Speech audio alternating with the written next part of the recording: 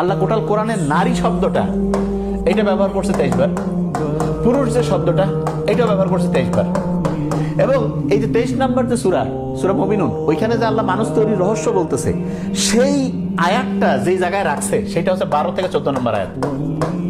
আমি চিন্তা করে দেখলাম যে মানুষ তৈরির যে প্রক্রিয়া, এখানে খুব গুরুত্বপূর্ণ একটা জিনিস আছে যেটাকে বলে ওভুলেশন। এটা ছাড়া মানুষ তৈরি হতে পারবে না, ডিম্বপাক।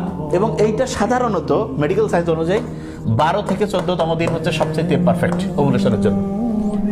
আল্লাহ মানুষের মৃত্যুর পরে তাকে আবার পুনরুজ্জীবিত করবে। তো অনেকে কয় না যে মারা যাওয়ার পরে হাড়গোড় সবাই এক হবে, কেমনে পুনরুজ্জীবিত করবে? আল্লাহ বলছে যে তারা কি সন্দেহ করে যে আমি আবার তাদের জীবিত করতে পারবো কিনা? তার আঙ্গুলের ডগা পর্যন্ত আমি পুনর্বিন্যস্ত করতে পারি। এবং এই আঙ্গুলের ডগা পর্যন্ত, আঙ্গুলের ফিঙ্গারপ্রিন্ট, এইটা আল্লাহ কোরআনের মধ্যে যেই জায়গায়, এটা সম্ভবত সূরা কিয়ামার 75 নম্বর সূরা 3-4 নম্বর আয়াতে রয়েছে, তার নাম্বার ঠিক